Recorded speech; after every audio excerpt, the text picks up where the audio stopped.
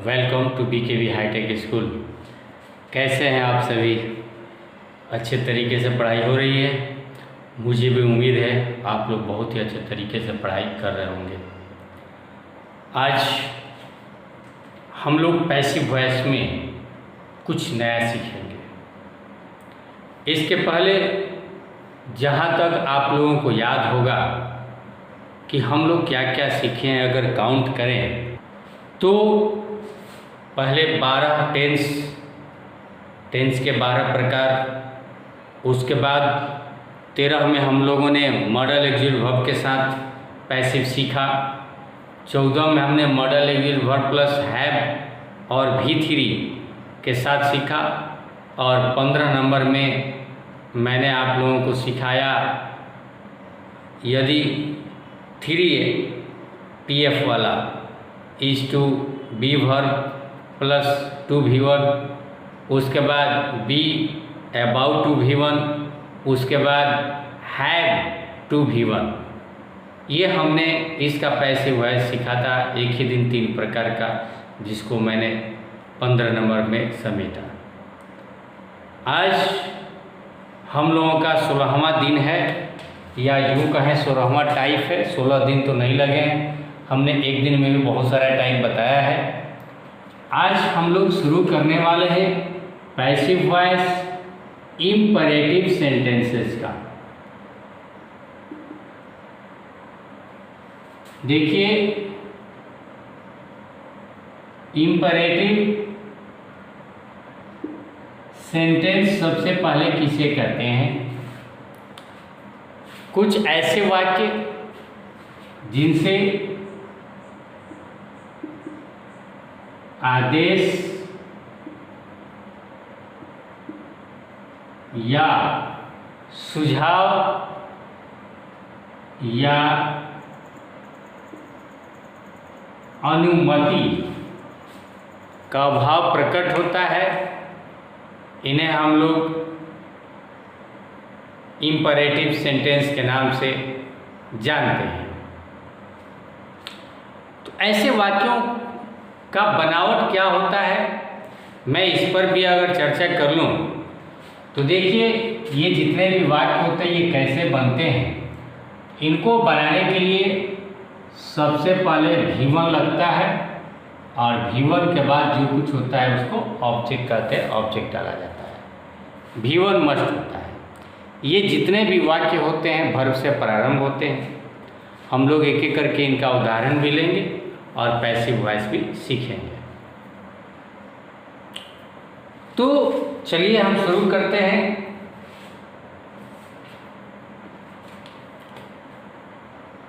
जैसे आदेश वाला हम बता दे रहे हैं, देखिए ये इम्पोर्टेंट भी है, आपके एग्जाम में भी आता है, उसी का हम उदाहरण ले रहे हैं यहाँ पर।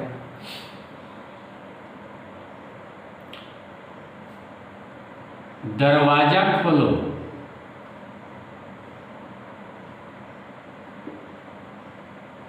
यह एक छोटा सा वाक्य है और एग्जाम में आता है।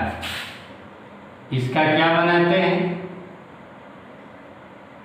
Open the door. Open the door, दरवाजा खोलो। ओपन V1 है, किसको खोलो? दरवाजा को। इसमें सब्जेक्ट जो होता है वह साइलेंट होता है। दरवाजा खोलो, कौन खोलने वाला है? आप। यू साइलेंट होता है एक तरह से प्रेजेंट इंडेफिनिट का सेंटेंस, हमेशा यू साइलेंट होता है, इसलिए यू को हम लिखते ही नहीं है और V1 का प्रयोग किया जाता है। Open the door. अगर मैं यहाँ पर बोलूँ कि दरवाजा खोलो, बोल दिया, तुम दरवाजा खोलो, अगर तुम में बोल भी दिया तभी उसका इंग्लिश यही होगा, open the door. You open the door नहीं होगा। अगर लिखना भी होगा तुम दरवाजा खोलो, तो इसको पता है कैसे लिखते हैं? यू के बाद कॉमा दे देते हैं, यू, तब हम लिखते हैं ओपन द डोर।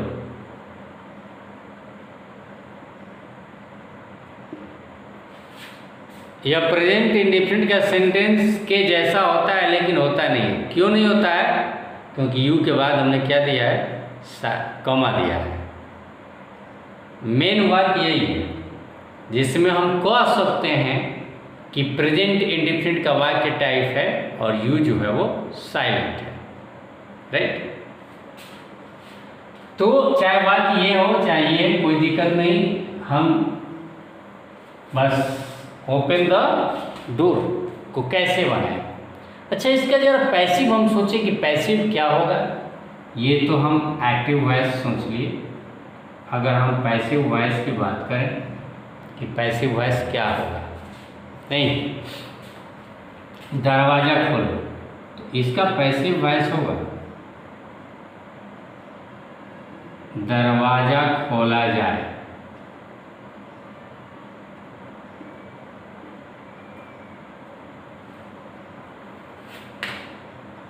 दरवाजा खोला जाए। देखिए, एक चीज़ है, पैसिव वॉइस बनने के लिए हम अपने जितने भी रूल्स हैं वो आपको बता दिए हैं और मैंने आपको बोला है कि उन्हीं रूल्स का हम लोग पालन करेंगे। उस रूल में एक था कि पहले ऑब्जेक्ट का ही प्रयोग करेंगे, पहले ऑब्जेक्ट का प्रयोग करना है। लेकिन यहाँ पर थोड़ा सा चेंज हो जाता है, और वो भी चेंज इसलिए होता है क्योंकि ये भी कसम है कि जितने भी इंपरेटिव सेंटेंस होते हैं उनकी स्टार्टिंग V1 से ही होती है, वर्ब से ही होती है, चाहे वो एक्टिव हो या पैसिव हो। अब प्रश्न उठता है कि तब फिर इसमें वर्ब कैसे लगाएंगे। तो देखिए, वर्ब लगाएंगे इंपरेटिव शब्द को व्यक्त करने के लिए, और उसके लिए जो वर्ब आता है वो होता है लेट। लेट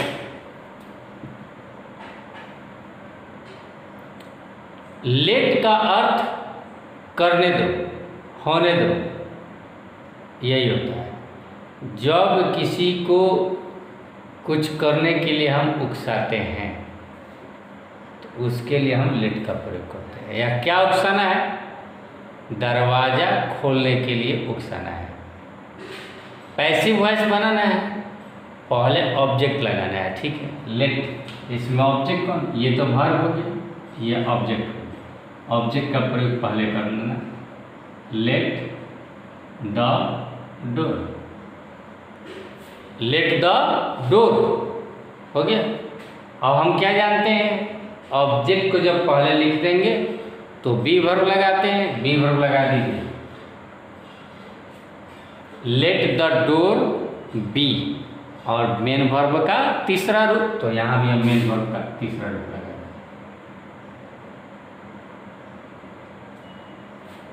बन गया पैसिव वॉइस। बाई सब्जेक्ट नहीं देना है, इसलिए नहीं देना है, सब्जेक्ट नहीं होता है यहाँ पर। Let the door be open, और ये उदाहरण भी इम्पोर्टेंट है आपके बोर्ड के एग्जाम के लिए, ये आते हैं पैसिव वॉइस बनाने के लिए। चलिए मैं एक और उदाहरण देता हूँ।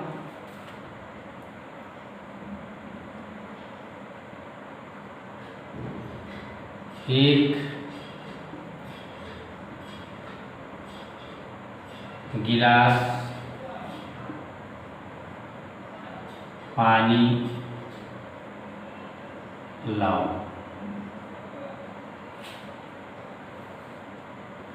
एक गिलास पानी लाओ, है ना। तो इसके लिए हम क्या बोलेंगे?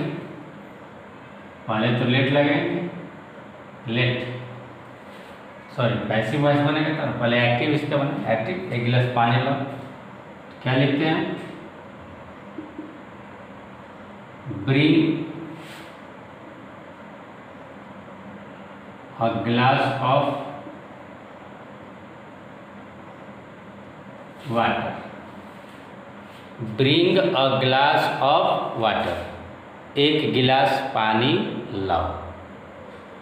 ब्रिंग वर्ब है, अ ग्लास ऑफ वाटर, एक गिलास पानी, एक गिलास पानी के बीच में ऑफ लगता है, कुछ भी एक ट्रक कोयला, अ ट्रक ऑफ कोल। एक टीना तेल, अ टीन ऑफ ऑयल, है ना, ऐसे लगाते हैं। ऑफ का प्रयोग यहाँ करते हैं, याद रखिएगा। एक गिलास पानी लाओगे, अब इसको अगर पैसिव बनाएं तो क्या होगा,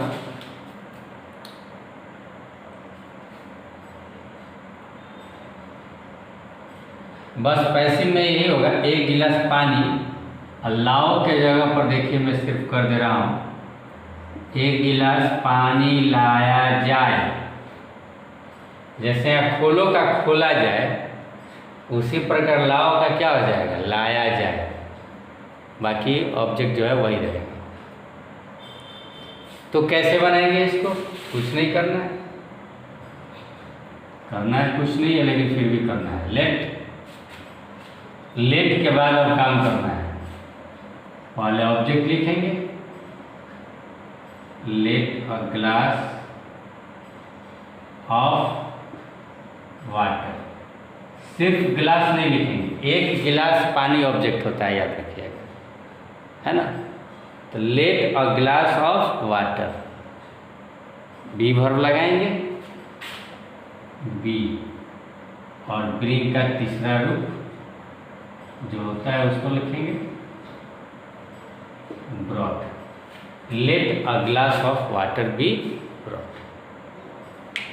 तो ये कुछ सिंपल वाक्य हैं जो थे आपके इंपरेटिव सेंटेंस के। मैं कुछ और भी उदाहरण ले लेता हूँ। निगेटिव भी ले लेता हूँ, है ना। निगेटिव इसका वाक्य होता है,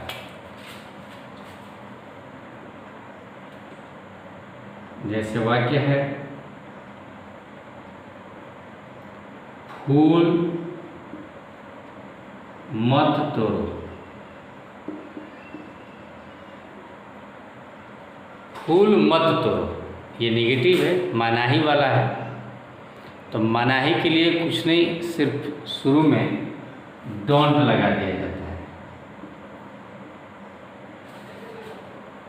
फूल मत तोड़ो, डोंट। अब डोंट के बाद हम भी लगाएंगे। तोड़ना का इंग्लिश क्या होता है, प्लक। कुछ लोग सोच रहे होंगे तोड़ना का तो हम ब्रेक सुने हैं, प्लक नहीं सुने हैं। तो तोड़ना दो प्रकार का होता है। एक कलम तोड़ना, ऐसा तोड़ दिए कि फिर यह काम लायक नहीं रहेगा, है ना, इसको ब्रेक कहते हैं। लेकिन फूल तोड़ते हैं हम तो क्या फूल काम लायक नहीं रहता है।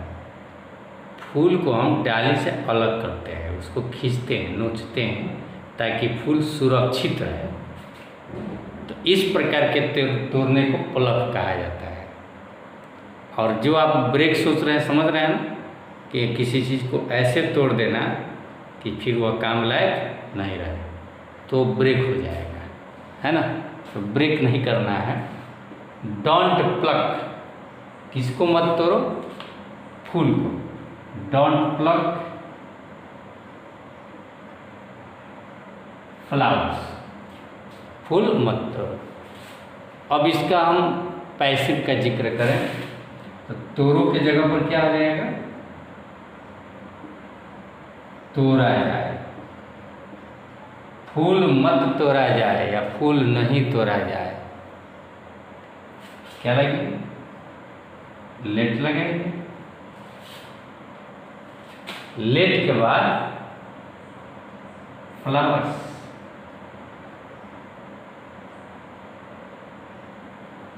Late flowers. अब इसी के बाद हमें करना है, ये डू हट जाएगा, अब नॉट बीच में आ जाएगा। लेट फ्लावर्स नॉट,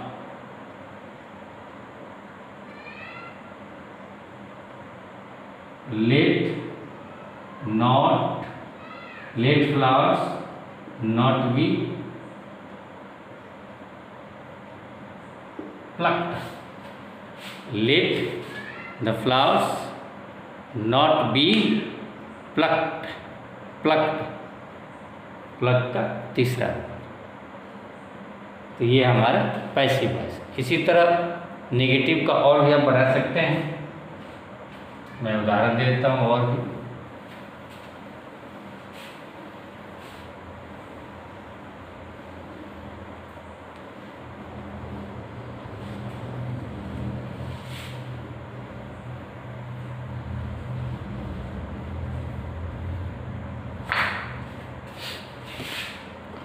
जैसे है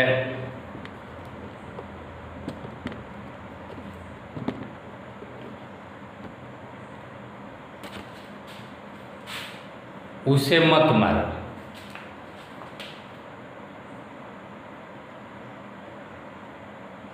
उसे मत मारो, यह एक वाक्य है, एक्टिव वॉइस है। उसे मत मारो कैसे बनाएंगे? मत के लिए हमने क्या प्रयोग किया? Don't. Don't beat him, don't beat him, उसे मत मारो। और यहाँ जो बीट शब्द का हमने जो प्रयोग किया है वह पीटने के लिए, डंडा से, लाठी से। ऐसे पीटने की बात नहीं कर रहा हूँ कि उसकी जान निकल जाए, बस उसे मत मारो, इसका मतलब कि उसे मत पीटो, डोंट पीट। अगर आपके अर्थ में है कि उसे मत मारो जान से, तो इसके लिए किल शब्द का प्रयोग कर दीजिए, don't kill him.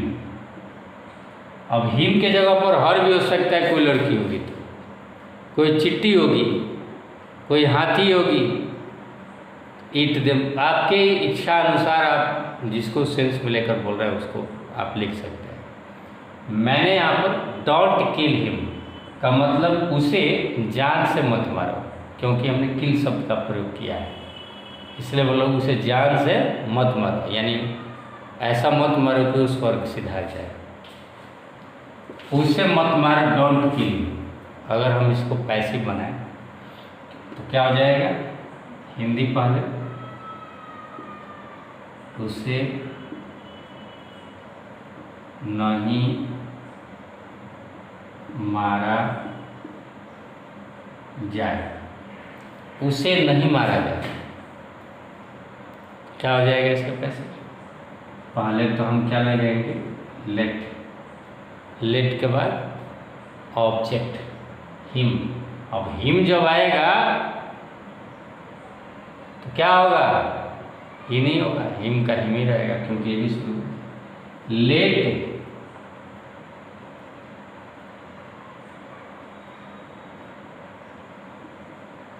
Him, let him not be, क्या हो जाएगा? Killed. Let him not be killed, है ना?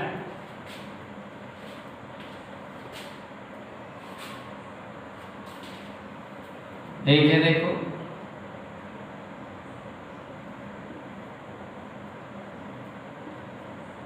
मुझे दो, कोई सामान है, कोई दे रहा है, क्या बोलेंगे? मुझे दो।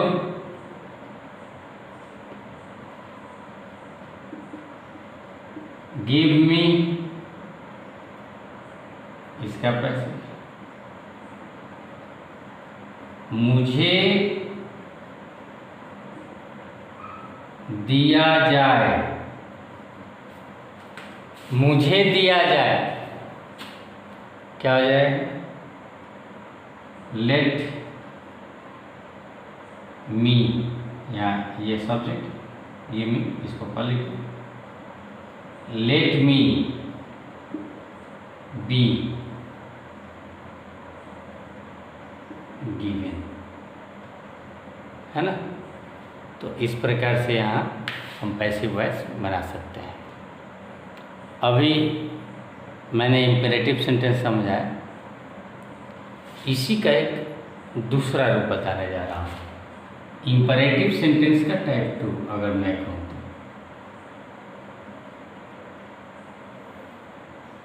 और नहीं तो आप अगर 15 इसे 16 मानते हैं तो इसे 17 मानिए, 17 नंबर, टाइप 17। कुछ नहीं है, इम्पेरेटिव सेंटेंस है। जैसे हम कह रहे हैं, देखिए, हेल्प द पुअर, इसका हिंदी क्या होगा? हेल्प द पुअर, गरीब की मदद करो। अब गरीब की मदद करो, ये मेरा आदेश हो सकता है? कुछ सोचिए, मैं कहूँ अपने देश से प्रेम करो, आपको आदेश मैं दे सकता हूँ, जैसे पानी लाइए, दरवाज़ा बंद कीजिए। लेकिन मैं आपको अगर कह रहा हूँ अपने देश से प्रेम कीजिए, अपने माता पिता को इज्जत सम्मान दीजिए, गुरुओं का सत्कार कीजिए, है ना, तो ये आदेश नहीं है, ये क्या है? ये सुझाव है, सजेशन है। यही इम्पेरेटिव सेंटेंस वो भी था, दरवाज़ा खोलो, एक गिलास पानी लाओ, लेकिन वो आदेश को व्यक्त करते हैं। और ये जो मैं वाक्य लिखा हूँ अभी, जैसे कि अभी 2-4 उदाहरण भी हिंदी का मैंने लिया, ये सब सुझाव में आते हैं। इसको थोड़ा सा अलग तरीके से हमें बनाना चाहिए। ऐसे बनाने के लिए हमने जो अभी नियम बताया उस हिसाब से भी बना सकते हैं। जैसे हेल्प द पुअर, यह एक्टिव वॉइस है। अब बनाने के लिए आप कैसे बना सकते हैं? लेट से भी बना सकते हैं। Let the poor B help, ये भी हम बना सकते हैं, लेकिन इसे उचित नहीं माना जाता है, क्योंकि सुझाव है। और सुझाव के लिए आप याद कीजिए कि हम क्या बताए थे, शुड का प्रयोग करने के लिए। तो सुझाव में शुड का प्रयोग हमें करना चाहिए। तो कैसे हो जाएगा फिर शुड वाला?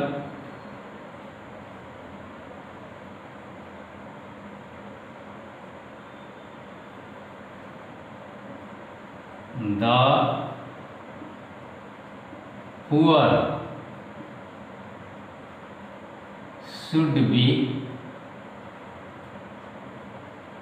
helped, the poor should be helped। ऐसा क्यों हुआ, इस पर भी हम चर्चा कर देते हैं। हमने कहा हेल्प द पुअर, गरीबों की मदद करो। इसका मतलब यह हुआ कि हम आपसे यह कहना चाहते हैं कि आपको गरीबों की मदद करनी चाहिए। You should help the poor, you should help the poor, आपको गरीबों की मदद करनी चाहिए। इसीलिए हमने should का प्रयोग करके पैसिव वॉइस मॉडल वर्ब से ऑब्जेक्ट द पुअर है, the poor should be helped, गरीबों की मदद की जानी चाहिए। ये सजेशन है, गरीबों की मदद की जानी चाहिए। यही है टाइप आपका, है ना। उसी प्रकार एक और उदाहरण में अभी लेंगे, ये ज़्यादा सुटेबल होगा, आप बनाने के लिए भी बना सकते हैं। एग्जाम में कोई गलत नहीं कटेगा, ठीक है। मगर कभी कभी आता है मोर सुटेबल, एग्जाम में नीचे देखिएगा लिख कर आता है मोर सुटेबल या द मोस्ट सुटेबल, तो मोस्ट सुटेबल को हम लोग चुनेंगे, इसको चुनेंगे। एक इसका और भी उदाहरण में ले लेता हूँ, जैसे है सर्व योर कंट्री। इसका मतलब क्या हुआ? अपने देश की सेवा करो। यानी मैं आपसे यह कहने जा रहा हूँ कि आपको अपने देश की सेवा करनी चाहिए। तो एक तरह से इसमें भाव छुपा, you should serve your country. You should, ध्यान से सुनिए, यू शुड पहले है, you should serve the country. Should आ गया ना, आपको देश की सेवा करनी चाहिए या देश की सेवा करो, तो इसका पैसिव वॉइस कैसे बनाएंगे? शुड लगा हुआ है तो शुड बी का प्रयोग करके और V3 ऑब्जेक्ट पहले लिखेंगे, your country, your country should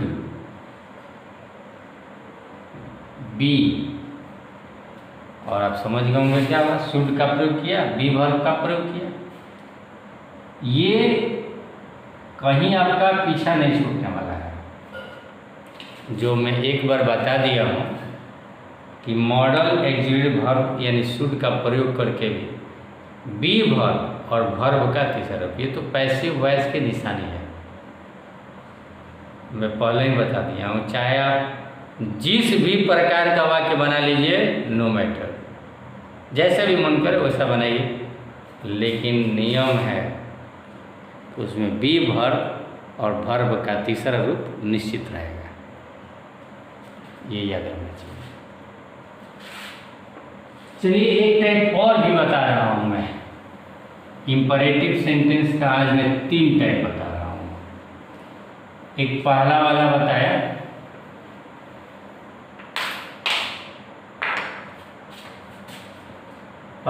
बताया, अनुमति, दूसरा वाला बताया सुझाव, और तीसरा वाला बता रहा हूँ आदेश। कैसा आदेश? शख्स आदेश।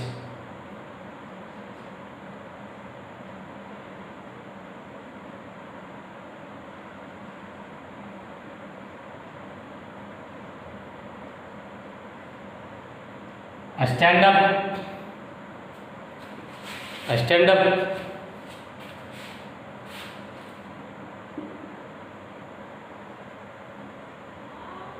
sit down,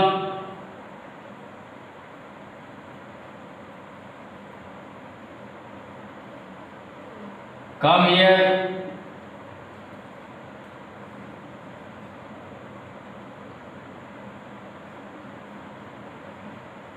go there,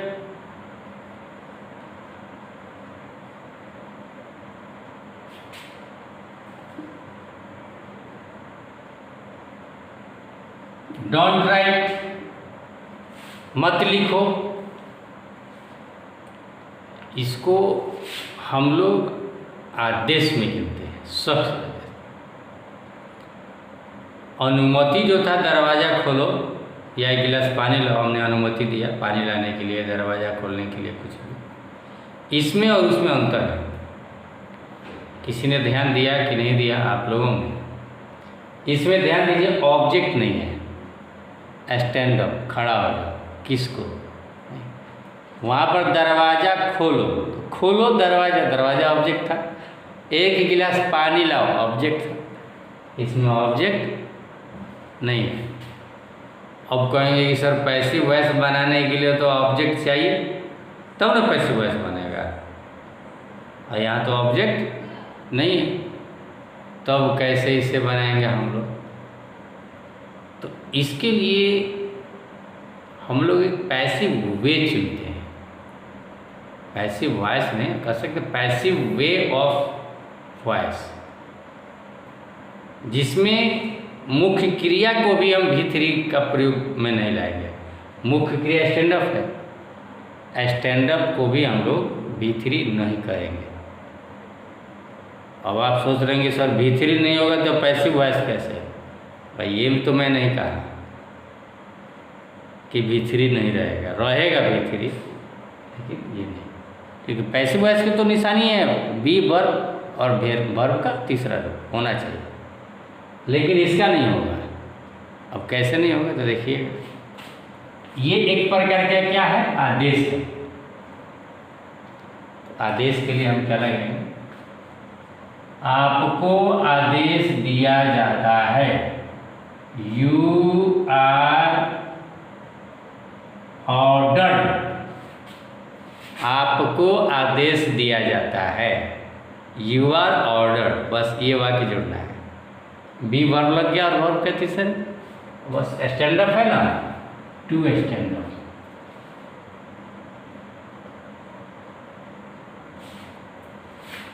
You are ordered to stand up.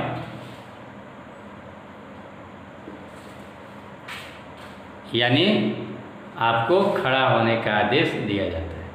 हमने स्टैंड अप का भीतरी प्रयोग नहीं किया, सिर्फ टू लगाकर जोड़ देना है। You are ordered to. उसी प्रकार से सिट डाउन बहुत बनाना आसान है। कैसे बनाएंगे?